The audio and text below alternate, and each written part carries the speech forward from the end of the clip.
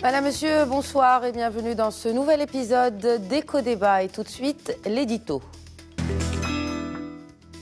Et aujourd'hui, l'innovation est à l'honneur et pour cause. L'année qui vient de s'écouler a vu se concrétiser bien des initiatives au Maroc. Une offre quasi complète d'accompagnement de l'innovation et surtout de l'entrepreneuriat. De quoi séduire nos jeunes entrepreneurs en herbe. Drivées par une volonté gouvernementale, les grandes entreprises s'y mettent aussi en se greffant à une start-up innovante. Elles pourront bénéficier même d'exonérations fiscales. Et puis, ça fait in pour leur image aussi, avouons-le. Avec toutefois une condition sine qua non pour cette exonération, le tiers des charges doit aller à la recherche et développement. Alors comment définir ces charges ou mieux, quelle définition l'État ou encore la Direction générale des impôts donne-t-il à la recherche et au développement? Et puis il y a le financement et ce fonds Innovinvest porté par la Caisse centrale de garantie, sans oublier la dernière volonté en date, Digital Fikra. Traduisez une idée digitale, un appel aux idées des internautes concernant leurs projets d'investissement innovants. Et pour chapeauter tout cela, ou s'en inspirer peut-être, une agence de développement digital qui a vu le jour. Alors le plan Maroc Digital 2020 est-il bien et bien déclenché? Est-ce une version plus perspicace ou efficace du plan Maroc numérique lancé en 2013? Nous allons tenter d'y répondre aujourd'hui, surtout que notre économie, sans citer notre jeunesse, a besoin de créer de la richesse et surtout de l'emploi. Bien qu'outre le financement, il persiste d'autres freins à l'entrepreneuriat, accès au marché, information et expertise, mais aussi et surtout l'éducation. Et peut-être qu'un jour, nous pourrons aspirer à des success stories mondiales qui pourront à leur tour donner le là à tout un écosystème. Aujourd'hui, l'innovation au féminin sur ce plateau. J'ai le plaisir de recevoir Zineb Dressi Khaïtouni. Bonjour. Bonjour Essène, merci pour l'invitation. Bienvenue. Écoutez, donc vous êtes entrepreneur bien naturellement et également fondatrice ou cofondatrice de Dabatok, plateforme qui permet de mettre en relation les médecins avec leurs patients. Bienvenue encore une fois. Merci encore. En face, j'ai le plaisir de recevoir Leïla Slassi. Bonsoir. Bonsoir. Alors, beaucoup de casquettes pour Leïla Slassi. Donc, vous êtes avocate, également cofondatrice d'Afrique Advisors, cabinet de conseil juridique et fiscal, mais aussi membre du board de Outliers, une société d'investissement basée au Maroc et qui est dédiée justement à fournir ce qu'on appelle des capitaux intelligents aux projets innovants et start-up en Afrique. Bienvenue à vous aussi. Merci. Et également sur ce plateau aujourd'hui, la cofondatrice de Nouma Casablanca, Selma Rbaj, bonsoir. Bonsoir. Alors juste pour donner une idée sur Nouma Casablanca, il s'agit d'un incubateur de projets, une multinationale si on peut dire, qui existe dans plusieurs pays, le Mexique, la France, la Russie ou encore l'Inde. Vous avez pour mission ce qu'on appelle l'accélération des projets innovants et donc des startups. Bienvenue mesdames. Merci. Et ça fait plaisir à Éco-Débat d'avoir un plateau féminin. D'ailleurs, on parle d'innovation au féminin aujourd'hui, comme je l'ai dit précédemment. Alors pourquoi? Je vais commencer avec une question qui challenge un peu. Pourquoi on ne parvient pas à créer des success stories au Maroc, notamment à l'international? Leïla Slassi. Ouf, c'est un vaste programme. Il y a beaucoup de choses qui freinent aujourd'hui l'émergence de vraies success stories marocaines. D'abord, il y a énormément de freins juridiques, énormément de freins à l'accès au capital et toute une mentalité qui permettrait l'émergence de ces startups qui n'est pas présente aujourd'hui au Maroc. Dwight Bush, l'ancien ambassadeur américain ici au Maroc, avait dit qu'il y avait 3 freins. 3 raisons pour lesquelles on n'a pas de belles success stories encore aujourd'hui, ici au Maroc. La première, c'est on n'a pas forcément le goût du risque. On a encore beaucoup, vraiment peur de l'échec dans nos mentalités. Nos entrepreneurs ont encore peur de l'échec, peur de quitter leur emploi pour aller se lancer dans une aventure entrepreneuriale. La deuxième raison, c'est qu'on a encore très peu de financement. Très peu de financement très peu d'investisseurs qui croient dans le capital risque, qui veulent prendre le risque de financer un jeune projet avec finalement un très fort taux d'échec pour ces projets-là. Et enfin, pas beaucoup d'exemples aussi. Il nous faut de beaux exemples qui vont inspirer la place des mentors, qui vont inspirer des plus jeunes, qui vont leur donner Google, le goût. par exemple, Voilà, qui a fait que d'autres startups ont pu traîner, voilà, driver derrière eux beaucoup d'entrepreneurs qui vont rêver de ce nouveau modèle.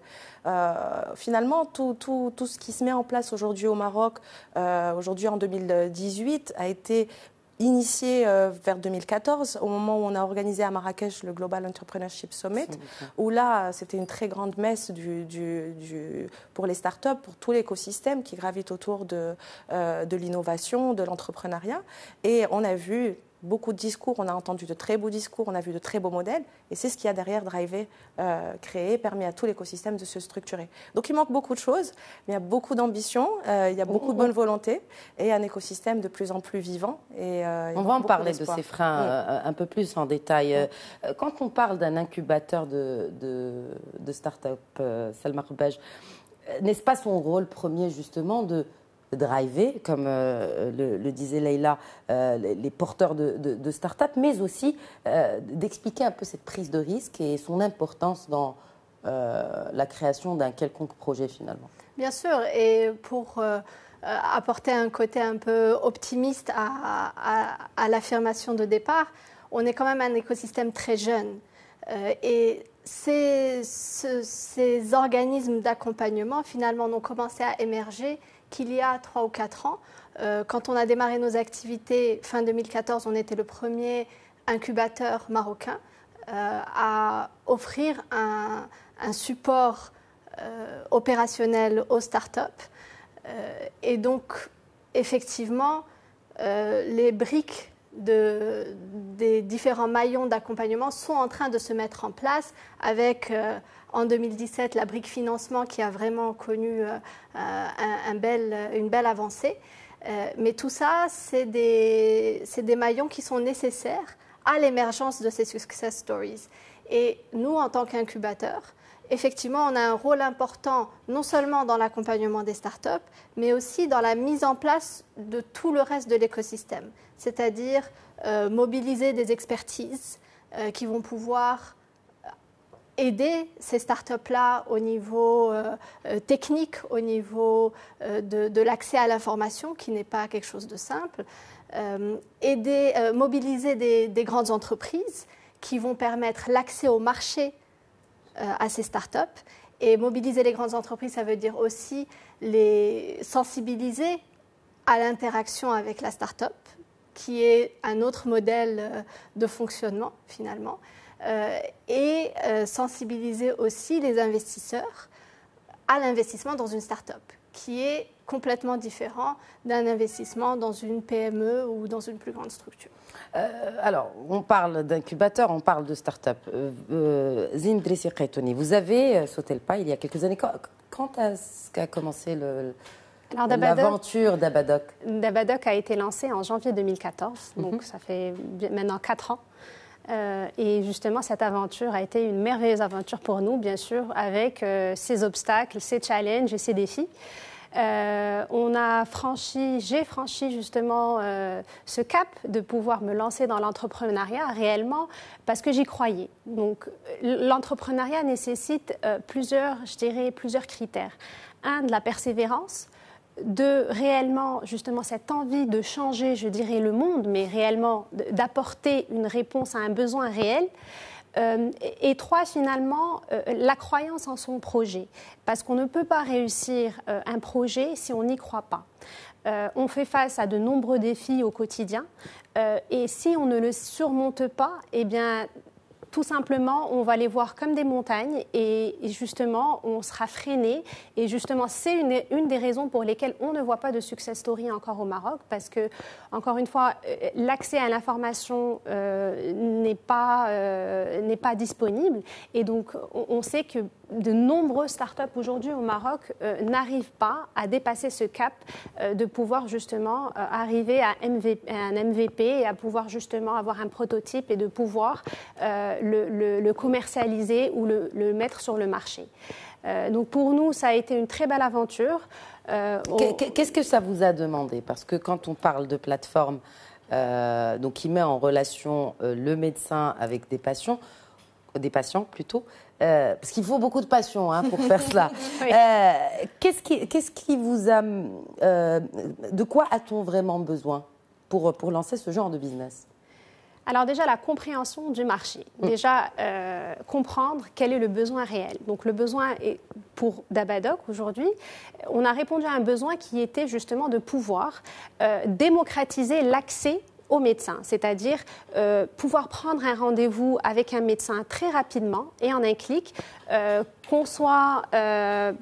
que ça soit justement en semaine, en week-end ou en soirée, et ne pas justement devoir attendre des heures au téléphone ou pouvoir justement se présenter au cabinet du médecin et devoir attendre qu'on puisse être vu par le médecin. Donc ça a répondu déjà à ce besoin-là qui est d'avoir accès à ce médecin très rapidement. Ensuite, le deuxième point, ça a été de pouvoir être très transparent, parce qu'à travers Dabadoc, lorsqu'on effectue une recherche à propos d'un spécialiste dans une certaine ville, eh bien, on a la liste des médecins qui sont proposés. Et ces médecins-là ont un profil. Et à travers ce profil, on a un certain nombre d'informations, à savoir les diplômes, la formation, etc. Et donc, le patient a le choix justement de se diriger vers le médecin adéquat. Et c'est cette transparence qui fait qu'on a répondu aussi à un autre besoin qui est d'informer les citoyens, sur les différents médecins disponibles à travers les différentes villes du Maroc. Donc aujourd'hui, on est présent dans 28 villes et on espère pouvoir élargir justement notre base de médecins à travers toutes les grandes villes du royaume. Selma Rbach, peut-être que vous vouliez réagir sur ce que vient d'évoquer Zineb Dressi Retouni. Tout à fait. Alors, le point de Zineb est vraiment très important parce que la compréhension ou le manque de compréhension du problème qu'on essaye de résoudre est la cause principale d'échec d'une start-up à l'échelle internationale. Et on le voit dans notre activité, tous les projets qu'on reçoit, même les projets avancés qui génèrent déjà du chiffre d'affaires, qui sont sur le marché, souvent ont des difficultés à exprimer le problème qu'elles cherchent à résoudre et ont du mal à comprendre les utilisateurs ciblés. Donc innovation et compréhension du marché, ce sont deux points totalement différents, mais qui doivent rester complémentaires, ceci dit, pour la réussite en tout cas. Tout à fait. Alors une innovation n'est une innovation que si elle répond à un besoin précis et qu'il y a un client en face qui est prêt à payer. Sinon, c'est une invention dans un laboratoire de R&D. Ce n'est pas ce qu'on appelle une innovation. Leila Slassi, si on prenait de manière générale un peu la réussite, puisqu'on parle beaucoup d'échecs, est-ce qu'il y a un quota ou un taux d'échec des startups dans le monde, peut-être, et au Maroc en particulier? Dans l'industrie du venture capital, la philosophie derrière ce type d'investissement est la suivante. C'est de se dire, on va investir dans 100 startups. On sait que 95% de ces startups-là, voire 90-95%, vont échouer. Et on prend ce risque-là. En revanche, les 5% qui vont réussir suffisamment pour justifier, pour absorber finalement toutes les pertes qu'on aurait subies du fait des 95% d'échecs et qui, bien sûr, vont faire une performance telle que ça justifie cet investissement. Parce qu'en réalité, les courbes de croissance des startups sont extraordinaires. Une startup qui a bien compris son marché, qui a bien défini son produit, qui trouve sa clientèle et qui arrive à le scaler, c'est-à-dire à développer plusieurs marchés dans plusieurs zones géographiques différentes, a un potentiel de croissance extraordinaire. Donc là, il y a vraiment dans la mentalité aussi bien des entrepreneurs la volonté de prendre un risque et dans la mentalité des investisseurs, la volonté aussi de prendre énormément de risques, de se dire 95% des entreprises dans lesquelles je vais mettre de l'argent vont être un flop et c'est pas grave. De toute façon, le montant d'argent qu'on met, ce qu'on appelle les business angels, ou en tout cas ces investisseurs qui mettent de l'argent dans les startups, reste petit parce que finalement, pour une startup, il ne faut pas beaucoup d'argent. Exactement. N'est-ce pas Zineb Dressi, n'est-ce pas ne partage pas cet avis. Mais écoutez, tout dépend du stade d'avancement de la start-up. Quand on est en phase d'amorçage, c'est-à-dire une start-up qui a une idée et qui est vraiment en phase d'amorçage, à ce moment-là, oui, le ticket d'investissement initial peut être relativement petit et tout dépend du secteur d'activité. Encore une fois, si on est dans l'énergie, on a besoin quand même d'investissements colossaux. Si on est dans un autre secteur... Si on est dans les services, l'investissement reste moindre. Absolument. Oui. Donc, encore encore une fois, tout dépend du stade où se trouve la start-up, mais aussi l'industrie ou le secteur d'activité dans lequel elle va entreprendre justement ce projet. Donc, dans le cas, par exemple, des start-up dans les technologies de l'information, en effet, au tout départ, l'investissement peut être petit, mais pour avoir justement un fort potentiel de croissance, c'est bien après que justement suit l'investissement et qu'à ce moment-là, on a besoin d'un type d'investissement qui est autre que le financement d'amorçage et plutôt on parle de capital risque, etc. pour pouvoir scale up et pour pouvoir aller à l'international aussi. En parlant de capital risque, c'est très intéressant ce point que vous venez d'évoquer. Donc pour l'heure, qui assure le capital risque au Maroc? Outliers Non, je rigole. Qui assure le capital risque au Maroc? En tout cas, très peu d'acteurs marocains. Le vrai capital risque, j'entends, c'est-à-dire l'investissement dans des startups en phase d'amorçage, oui. Le Maroc Numeric Fund. Le Maroc Numeric Fund intervient avec des tickets un peu plus gros et donc ils sont à la recherche de startups qui sont à un stade un peu plus confirmé, ça reste des startups, mais disons qu'elles ont, le montant de leur ticket les fait intervenir après l'amorçage, de ce qu'on a pu voir de leurs investissements. Il y a des petits fonds soit des business angels, des personnes physiques. Aujourd'hui, c'est beaucoup les familles d'entrepreneurs qui financent. C'est aujourd'hui une grande partie de la réalité marocaine, des familles d'entrepreneurs qui financent le projet du membre de la famille. Et ça va être quelques business angels étrangers. Et justement, l'ambition d'Outliers, le fonds d'investissement Outliers Venture, c'était de collecter et de réunir plusieurs, donc des fonds qui proviennent de stars du milieu des ventures, du capital risque, 500 Startups, Michel Sibel qui est le DG de Y Combinator, des grands noms de cette industrie qui s'intéressent à l'Afrique et qui sont à la recherche d'Africains pour aller identifier des startups à fort potentiel de croissance. Et donc le but de Outliers, c'est de structurer ici toute une équipe qui va aller identifier ces startups, identifier ces équipes, challenger les projets, vérifier que les entrepreneurs, que les fondateurs ont bien compris leur marché, ont la mentalité qu'il faut pour finalement suivre l'aventure et faire des investissements. On sait que la plupart des investissements, on a toujours le souhait que ce ne soit pas le cas, mais que une grande partie des investissements ne donneront pas lieu à de grandes success stories, mais le modèle, c'est qu'effectivement, une minorité qui permet de justifier le reste. Donc, Selma Khabbaj, quelles sont les difficultés justement que l'on peut rencontrer? Parce que tout le monde évoque cette question de financement comme un fantôme qui fait peur, qui freine et puis qui pèse aussi sur même un moral très optimiste d'un entrepreneur ou d'un start-upper. Alors, moi, ma conviction, et chez Numa, on milite justement pour changer cette mentalité. Un entrepreneur, avant de chercher du financement, doit chercher à prouver son business model. C'est-à-dire commencer à vendre son produit, à générer du chiffre d'affaires et du chiffre d'affaires récurrent.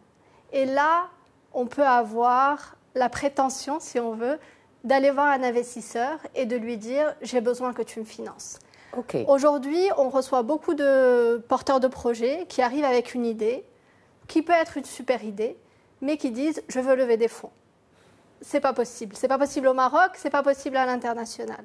Donc la première chose à faire, c'est d'abord le premier financement finalement d'une entreprise, c'est ses clients. Donc la première chose à faire, c'est de générer du chiffre d'affaires. Et ensuite, là, il y a un dossier qui peut être monté, qui peut être présenté à des investisseurs.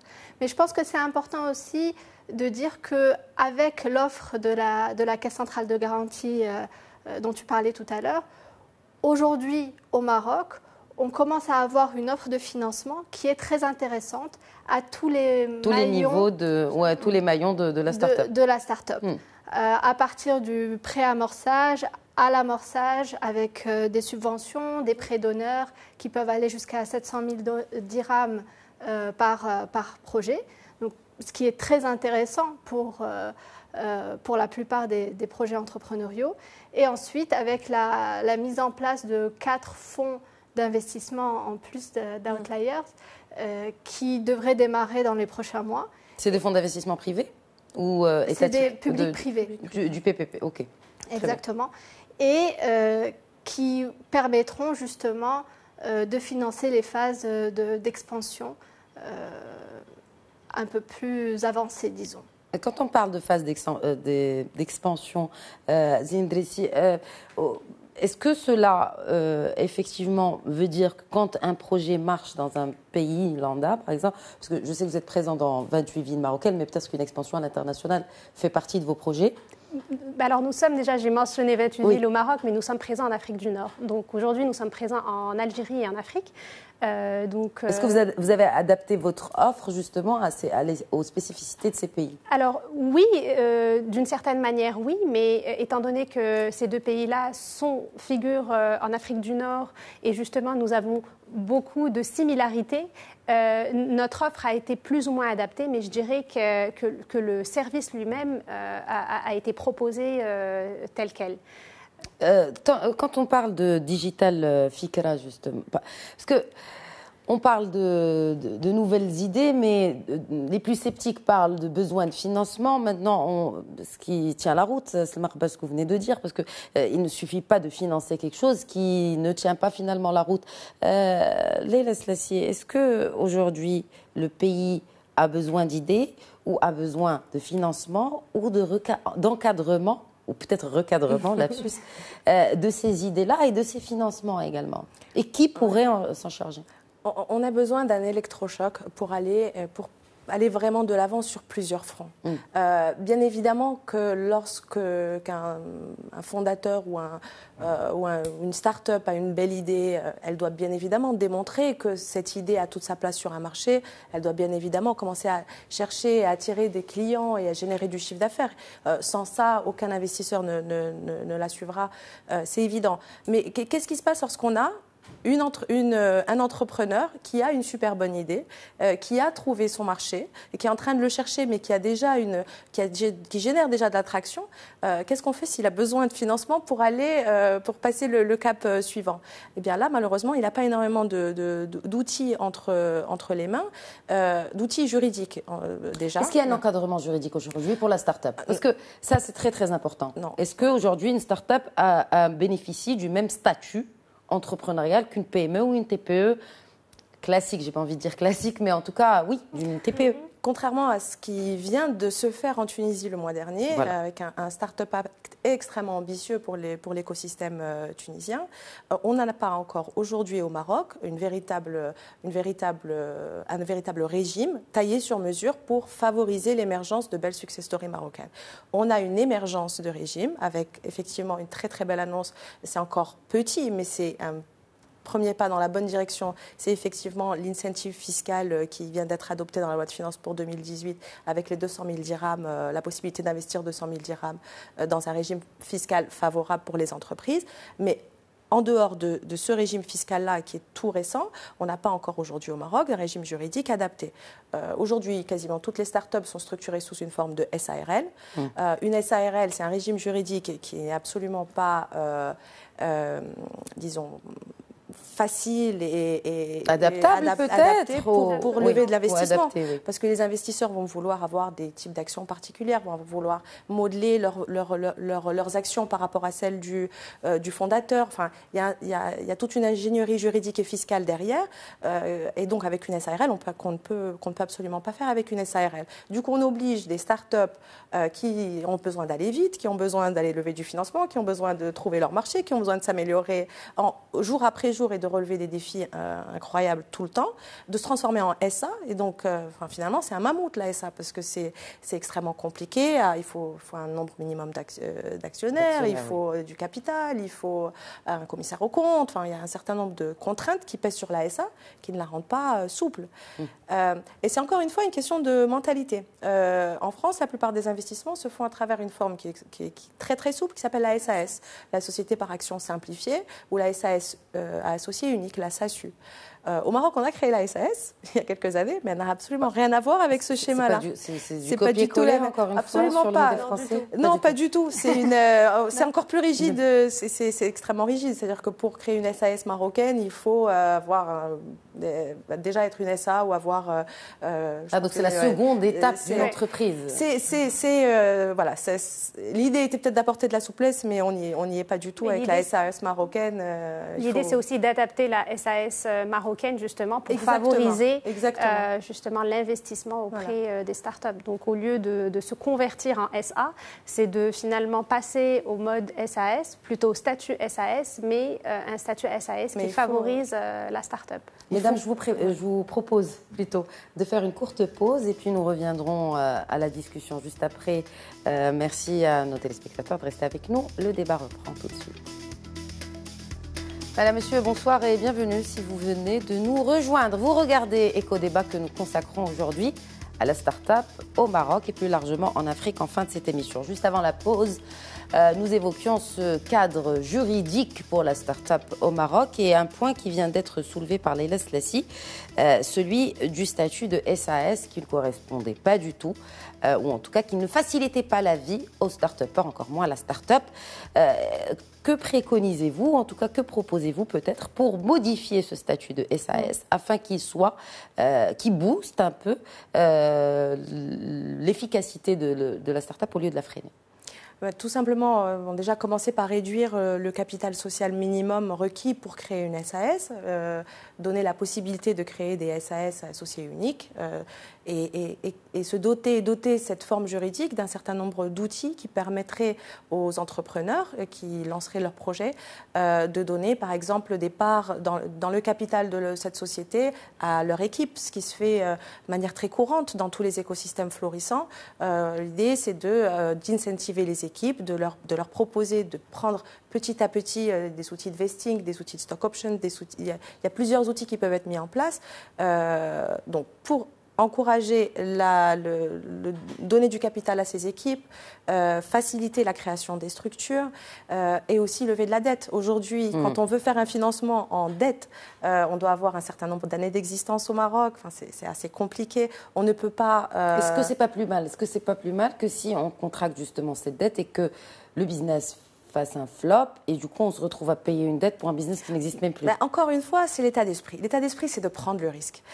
Et tant qu'on a envie et tant qu'on souhaite verrouiller le système dans tous les sens parce qu'on ne veut pas prendre le risque de perdre de l'argent, on ne va pas y arriver. Aujourd'hui, on a besoin de mettre en place des outils qui permettent, si moi j'ai envie de financer un projet et de prendre le risque de perdre mon argent, je ne vois pas pourquoi on va m'en empêcher. En général, les investisseurs savent où ils vont. On ne fait pas des investissements sans se renseigner un petit peu avant, sinon c'est grave. Donc si j'ai envie de prendre le risque de financer un projet et de me dire que ce projet a de fortes chances de ne pas fonctionner, mais il y a quand même des chances que je souhaite encourager, de donner lieu à une très belle aventure, j'ai envie de dire laissez-nous faire. Et aujourd'hui, on n'a pas les outils, on n'a pas tous les outils, il faut qu'on aille dans ce sens-là. Il faut que les outils soient adaptés aussi. Il faut que les outils soient adaptés, il faut qu'on ait la possibilité juridique de le faire et qu'on ne soit pas freiné. Parce qu'au final, ce qui se passe, c'est qu'à trop vouloir limiter tous les risques, les belles histoires partent ailleurs. Et aujourd'hui, c'est ce qu'on voit. Les plus belles, les entrepreneurs les plus talentueux se voient contraints par leurs investisseurs d'aller immatriculer leur société au Delaware, où on peut le faire aujourd'hui en ligne en 3 clics. Oui, et la aux société États-Unis, est créée. exactement. À l'île Maurice aussi. Donc aujourd'hui, c'est ce qui se passe. Finalement, est-ce que ce n'est pas contre-productif que de laisser partir des talents, de laisser partir des belles histoires? Des impôts aussi, pour le sûr, gouvernement. Exactement. Parlons peu et parlons argent. Si on enregistre une entreprise outre qu'au Maroc, tout le bénéfice il part à l'étranger. Donc à un moment, il faut déverrouiller, il faut libérer cette énergie, il faut la laisser s'exprimer. Et au final, c'est ce que viennent de faire avec beaucoup d'audace et de talent les Tunisiens. Et on peut vraiment revenir à cet exemple de la Tunisie. Voilà, beaucoup d'admiration. Donc finalement, malgré ces incitations financières, projet de loi de finances au profit des startups, notamment opérant dans les IT, finalement, si on n'a pas de cadre juridique adapté, à quoi bon lancer des financements et d'autres initiatives? Selma Rbej, par rapport à cette question du cadre juridique, mais aussi par rapport à ce business model qui soit, ou le contraire, que la loi s'adapte à ce business model propre aux startups? Alors, nous, notre conviction, c'est qu'il ne faut pas attendre le cadre juridique, il faut avancer. Et l'expérience qu'on a eue, c'est que les autorités finissent par suivre. Et nous, on pense qu'il y a un rôle moteur essentiel qui est joué par les grandes entreprises. Parce que les grandes entreprises, finalement, ce sont elles qui offrent des opportunités de marché à ces entrepreneurs qui développent leur start-up. Et on assiste aujourd'hui au Maroc à une vraie ouverture de la grande entreprise vers l'innovation. Les grandes entreprises commencent à se rendre compte que c'est essentiel d'innover, alors qu'il y a un peu plus de 2 ans, on allait voir des patrons de grandes structures marocaines qui nous disaient que l'innovation n'était pas nécessaire dans leur métier. Là, aujourd'hui... Est-ce que ça fait vraiment partie de la culture et même de la psychologie un peu de ces chefs d'entreprise, ou juste parce que ça fait, comme je le disais dans mon édito, ça fait in et puis ça fait moderne et puis on est à l'ère du temps. Ça dépend des entreprises. Certaines entreprises et beaucoup de filiales de multinationales ont vu ce qui a été fait dans leur maison mère au niveau de l'innovation depuis plusieurs années et ont vu la valeur ajoutée que ça pouvait créer pour le business finalement, et donc sont en train de mettre en place des stratégies d'innovation concrètes avec des enjeux stratégiques clairs auxquels elles cherchent à répondre à travers cette démarche d'innovation et à travers l'interaction avec les startups. Certaines structures marocaines suivent aussi avec cette vraie ambition d'intégrer ça et cette vraie compréhension de l'enjeu derrière.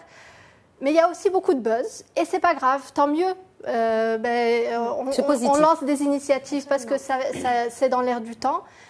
L'essentiel, c'est qu'il y ait des résultats pour convaincre et du coup pérenniser la démarche. Et ça, c'est vraiment un moteur important au niveau de l'encouragement de la start-up et de l'encouragement de son accès au marché. Zine Bedi-Serhatoni, peut-être que vous vouliez réagir sur ce qui vient d'être dit par... Oui, écoutez, moi je dirais qu'aujourd'hui, on est dans un écosystème de start-up qui est très dynamique, je dirais même qui est très positif. Justement, suite à l'événement du GES en 2014 qui avait eu lieu à Marrakech, plusieurs initiatives sont nées. Notamment justement la naissance d'incubateurs, justement de la sensibilisation par rapport aux startups. Le financement aussi est venu justement à fin 2017. Donc je dirais qu'on est dans une dynamique positive. Maintenant, il faut fédérer tous ces acteurs, justement tous ces acteurs de l'écosystème, justement pour pouvoir concrétiser toutes ces choses-là. Et quand je dis concrétiser, justement, c'est mettre en place un cadre juridique adéquat pour l'émergence de ces startups et pour avoir des success stories, mais aussi par rapport au financement. Donc aujourd'hui, avec le fonds Innovinvest, F2I, on a une enveloppe d'à peu près 700 millions de dirhams qui est supposée financer à peu près 300 projets sur les 5 prochaines années. Donc on espère avec ce financement et avec un cadre juridique adéquat qu'on va avoir une émergence de startups qui vont réussir, que ça soit au niveau national, mais aussi le but c'est de faire d'un Maroc un hub africain et de Écoutez, il faut qu'il y ait de la bonne volonté pour pouvoir arriver à certaines choses et je dirais qu'il y a de la bonne volonté, cette dynamique est là. Mais quand vous parlez de bonne volonté, vous parlez de bonne volonté de la part d'entrepreneurs comme vous et aussi on sent qu'il y a une bonne volonté de l'État également. Absolument. C'est indéniable. Ceci dit, comment on s'y prend? Alors, parce que vous avez évoqué un terme de fédéré. Il y a eu cette agence de développement du digital qui a vu le jour. Est-ce qu'aujourd'hui, vous pensez que, mesdames, que cette agence sera efficace pour justement fédérer ces efforts et ne parler que d'une seule voix pour représenter la start-up? Je vais rebondir. Alors, l'ADD, l'agence du développement du digital qui a été lancée en fin 2017, a justement pour but de dynamiser ce secteur du numérique. Pour nous, c'est une excellente initiative. Maintenant, on ne connaît pas sa feuille de route. On attend tous cette feuille de route qui va établir justement les objectifs de cette agence qui vont permettre à des startups de pouvoir réussir et de pouvoir émerger. Donc, on est tous en attente de cette feuille de route. Il y a eu une initiative Digital Fikra qui a été lancée justement pour recueillir les propositions, des internautes. Et j'en félicite justement le secrétaire d'État à l'investissement. C'est une excellente idée, c'est une excellente initiative. Maintenant, avec toutes ces idées, il y a eu à peu près 350 idées qui ont été partagées sur ces derniers mois. Quelles vont être les idées qui vont être concrétisées? Comment l'agence du digital va justement pouvoir les mettre en place? Et quel va être son rôle finalement vis-à-vis des startups? Est-ce que les startups vont être représentées d'une certaine manière dans cette agence? Alors justement, est-ce qu'il y a une indépendance déjà de cette agence, puisque elle dépend du ministère de tutelle, donc du ministère de l'Industrie et des Nouvelles Technologies, en tout cas de l'économie numérique. Est-ce que le fait de dépendre de ce ministère ne fait pas peut-être mettrait des freins à la libre action de cette agence? Je pense qu'il faut relativiser. La création de cette agence est une excellente nouvelle pour tout l'écosystème. Elle représente les pouvoirs publics au sein de l'écosystème, mais en réalité, l'agence seule ne peut pas relever tous les défis qui se portent aujourd'hui sur l'écosystème marocain. Il faut, et c'est déjà le cas, il y a eu l'année dernière la création d'un groupement de l'écosystème, donc finalement avec des rencontres régulières entre les différents acteurs de l'écosystème, les grands groupes que tu mentionnais tout à l'heure, les cabinets d'avocats, les startups, les fonds d'investissement, les incubateurs, tout ce petit monde qui gravite autour de ce rêve commun qui est de voir émerger au Maroc une belle place favorable et fertile pour l'émergence de belles histoires. Voilà, c'est tout ce monde-là ensemble, c'est ce groupement, c'est cette force ensemble qui pourra finalement relever les nombreux défis qui nous attendent. L'agence seule ne pourra pas y arriver et je pense que ce serait une erreur que d'attendre de la part de l'agence de relever tous les défis. Non, parce qu'on a l'habitude effectivement de tout mettre sur le dos de l'autre et notamment de l'État. Juste pour rebondir là-dessus, l'agence du digital va dynamiser le secteur numérique et les startups digitales. Or, l'innovation ne se résume pas au digital. On est dans un pays où on a des défis énormes à surmonter au niveau socio-économique et on a besoin de solutions qui dépassent le digital. Le digital doit vraiment être vu comme un moyen plus que comme un objectif en soi. Comme une finalité. Oui, c'est ça. Donc, parce qu'il y a d'autres secteurs, outre les IT, les technologies de l'information, qui font des startups et qui font des startups successful, enfin en tout cas qui ont beaucoup de succès. Justement, quels sont ces secteurs-là? Quels sont les secteurs aujourd'hui qui percent et qui, d'abord, dont on a réellement besoin au Maroc? On parle d'agriculture, vous avez parlé tout à l'heure d'énergie verte. Oui. Quels sont ces secteurs-là qui peuvent fédérer un peu plus d'efforts pour justement les voir naître et soit pérennes dans le temps? Alors l'agriculture, c'est intéressant que tu en parles. On est justement en train de travailler avec le ministère de l'Agriculture aujourd'hui sur leur stratégie d'innovation. Et il y a un vrai enjeu de dynamiser l'innovation et l'entrepreneuriat un peu partout au Maroc dans la chaîne de valeur agro-industrielle. D'abord pour une raison d'employabilité, d'amélioration des conditions de vie dans le monde rural, mais aussi, et pour rejoindre le point de Zineb tout à l'heure, de positionnement du Maroc comme un hub d'innovation africain. Et je pense que c'est peut-être ambitieux, mais aujourd'hui, l'innovation ne peut se réfléchir que dans un contexte international, de compétition internationale. Donc, si on n'arrive pas à se positionner en tant que leader, au moins régional, on n'arrivera pas à créer une dynamique d'innovation. Et donc, bon, l'agriculture, pour revenir à ce point-là, est un secteur extrêmement porteur où on a une certaine légitimité parce qu'il y a une expertise marocaine dans la production agricole et dans l'agro-industrie de manière générale. On a des grandes entreprises qui sont prêtes à porter cette innovation et à encourager des jeunes entrepreneurs à se lancer là-dedans. Donc pour nous, c'est un des secteurs porteurs là-dedans. On a beaucoup d'engouement aussi pour tout ce qui est efficacité énergétique, green tech de manière générale, réutilisation des déchets, etc. L'éducation, ça reste un enjeu majeur au Maroc. Et là, l'innovation, qu'elle soit digitale ou pas, est essentielle pour répondre à ces défis. Nous, on est convaincus que l'innovation est là pour répondre à des enjeux socio-économiques clairs. Et dans le cadre de l'éducation, on a clairement beaucoup de choses à faire. Un énorme gap. Un énorme gap, puisqu'on parle innovation et en même temps, on n'a pas l'éducation qui suit. Donc, c'est vrai que je comprends que vous parliez de gap. Peut-être que vous vouliez rajouter quelque chose avant de faire réagir. Et une dernière chose, oui, c'est le secteur financier, finalement, où on a des gros acteurs marocains qui sont implantés un peu partout en Afrique, mais qui sont en train de rater le coche de l'innovation aujourd'hui.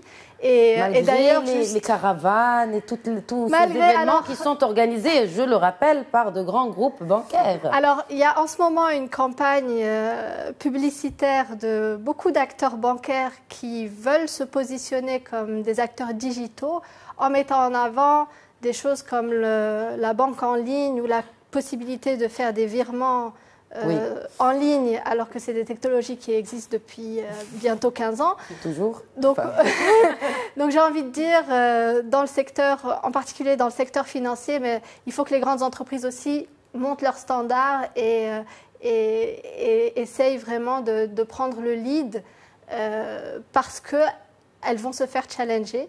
Si ce n'est pas au Maroc tout de suite, ça sera en Afrique. Et c'est déjà le cas. C'est déjà le cas, surtout qu'en Afrique, ils ont quand même une longueur d'avance par rapport à nous. Je ne parle même pas de leaders comme le Nigeria, mais d'autres pays qui ont beaucoup d'avance par rapport au Maroc en termes sur la fintech, d'innovation, exactement, de la fintech. Zindri Sekretoni. Oui, alors je vais rebondir sur les points de Slima et Leïla, juste pour dire que justement, il y a un énorme gap au niveau de l'éducation. Et si on veut voir émerger des entrepreneurs qui vont réussir, si la base n'est pas là, comment peut-on justement aspirer à des success stories ou à des citoyens qui vont faire le pas justement pour se lancer dans l'entrepreneuriat.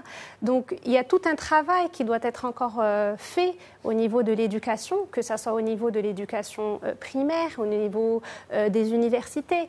Et au niveau des universités, on a toujours parlé justement de centres d'incubation, justement pour faire émerger des idées d'étudiants qui veulent se lancer dans l'entrepreneuriat. Donc, il y a beaucoup d'initiatives encore qui peuvent être justement implémentées au niveau éducationnel pour justement favoriser et contribuer à un écosystème entrepreneurial ou encore des startups. Voilà, absolument dynamique. Les plus florissants sont construits autour des universités. Quand on regarde la Silicon Valley, quand on regarde l'écosystème français aussi, qui est quand même un bel exemple d'écosystème vibrant. Même dans des pays africains, ils sont construits autour de leurs universités parce que c'est des pôles de recherche, parce que c'est des pôles d'excellence et parce qu'il y a cette jeunesse finalement qui est, encore une fois, pour revenir au point sur les risques, et qui n'a pas peur de prendre des risques. Un étudiant qui sort de l'université peut tenter 1 ou 2 projets avant de rentrer. Aujourd'hui, c'est communément admis de rentrer dans la vie professionnelle en cas d'échec, voilà, se rabattre sur le salariat. Donc, faire reposer nos initiatives sur nos universités, c'est indispensable. Juste un dernier petit point par rapport à ça. Je reviens justement d'un voyage en Allemagne où on a rencontré l'écosystème des startups et on a réalisé, donc c'était un voyage en collaboration avec le ministère des Finances, et justement tout se passe, en fait, toutes les entités, toutes les institutions sont liées, tout est fédéré. Et c'est comme ça qu'ils sont arrivés justement à avoir un système qui est bien ancré.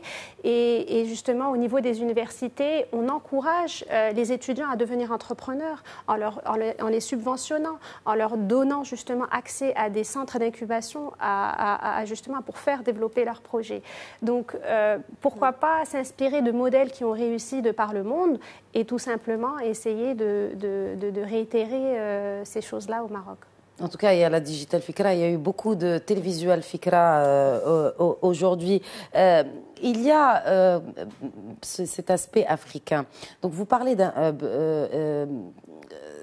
Est-ce qu'aujourd'hui, on n'a pas peut-être même besoin de s'inspirer de modèles qui ont réussi en Afrique pour réussir, nous, notre révolution digitale et même d'innovation tout court. On est loin derrière. Parce que vous êtes advisor, donc vous conseillez sur l'investissement en Afrique, donc vous connaissez bien le continent. Je reviens d'un voyage au Nigeria où on a été également à la rencontre de l'écosystème des startups nigérianes. Et je peux vous dire que ce qu'on y a vu force l'admiration. On a là des très belles histoires qui ont vu le jour. On a, malgré toute la difficulté d'accès à l'énergie, il y a un certain nombre de challenges auxquels sont confrontés. Des freins qu'on ne connaît pas ici au Maroc. Et pourtant, avec des difficultés comme celle-là, on voit émerger des histoires extraordinaires. Outliers, lorsque le fonds a été lancé l'année dernière, on a fait un appel à projets. On a reçu des projets qui sont venus parce que Outliers a une dimension régionale. On est à la recherche de projets qui sont sur tout le continent africain. Lorsqu'on a lancé l'appel à projets, donc on a reçu plusieurs candidatures, la plupart, alors qu'on s'attendait à en recevoir beaucoup du Maroc, puisque l'équipe est basée à Casablanca, eh bien, la plupart Ça allait être ma deuxième question. Donc alors, du Maroc on a reçu des candidatures marocaines, mais le plus gros des candidatures et finalement des demandes de financement que nous avons reçues venaient du Nigeria, du Kenya, d'Afrique du Sud, de ces régions-là et de ces écosystèmes-là qui ont ont commencé il y a peut-être un petit peu plus longtemps et qui ont créé tout ce terrain fertile à l'émergence de belles histoires qui aujourd'hui vont chercher des financements partout dans le monde. À l'international, même pas sur leur pas uniquement dans leur territoire. Alors, quand on parle investissement et quand on parle start-up, qu'en est-il du marché de l'emploi? De l'emploi pour les entrepreneurs, de la création de richesse, parce que je parlais de création de richesse, on en a parlé, mais qu'en est-il de la création de l'emploi? Plus ou moins, combien d'emplois créerait une start-up aujourd'hui? Le principe d'une start-up, c'est qu'elle engage des frais au fur et à mesure qu'elle valide son business model et qu'elle croît. Donc, une structure commence avec 2-3 personnes et puis grossit au fur et à mesure. On a un exemple. Donc, Dabadoc, combien de personnes emploie votre start-up Zimdrissi? Et puis aussi, est-ce que vous appliquez ce modèle aussi de peut-être, comme vous l'évoquiez, en voulant peut-être motiver un peu plus, de donner des parts ou des actions, enfin des parts, peut-être que j'utilise le mauvais mot, mais... Des stock options. Des stock options, exactement. Alors justement, au tout départ, quand une start-up commence, c'est une petite équipe, les fondateurs et éventuellement une autre personne, mais au fur et à mesure que justement son projet arrive à maturité et justement qu'il y ait du chiffre d'affaires qui est généré, et bien à ce moment-là, on commence à avoir besoin de talents. Aujourd'hui, notre équipe est constituée de 15 personnes.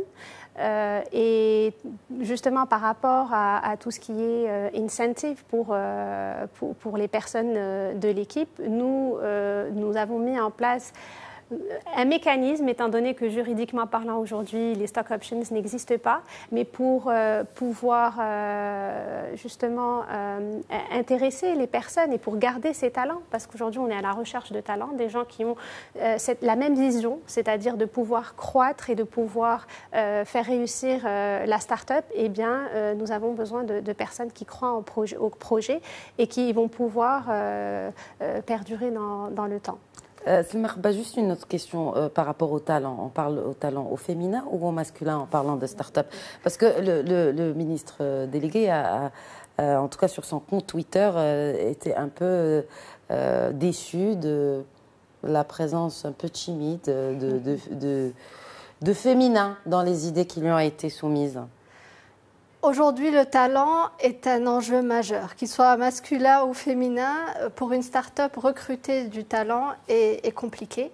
Il y a surtout, pour revenir à la dimension de perception et de culture, aujourd'hui, l'entrepreneuriat n'est pas valorisé au Maroc comme il peut l'être dans d'autres pays. Et ça reste pour beaucoup de gens une deuxième option par rapport au salariat. Et donc ça, malheureusement, c'est quelque chose qui se travaille. Il y a beaucoup d'organisations qui interviennent déjà au niveau des lycées, des universités, mais c'est tout un changement de mentalité qui doit être mis en place. Nous, dans nos programmes d'incubation, on a une parité, je dirais. Il y a la parité. Il y a la parité. On a beaucoup de jeunes femmes très ambitieuses, très motivées, qui viennent avec des projets très intéressants. Après, que ce soit pour les femmes, pour les hommes, pour revenir à ce que disait Zineb tout à l'heure, l'entrepreneuriat, c'est difficile. Il y a beaucoup de challenges, beaucoup d'obstacles, et il faut un engagement très fort et un certain niveau de maturité pour pouvoir porter ces projets jusqu'au bout. Mesdames, merci beaucoup en tout cas pour ces éclairages. Vous m'avez presque donné envie de me jeter à l'eau et de commencer ma start-up. Merci beaucoup. Merci à vous. Merci à tous de nous avoir suivis. C'était Éco Débat. Rendez-vous la semaine prochaine pour un nouvel épisode. Excellente suite des programmes sur notre antenne.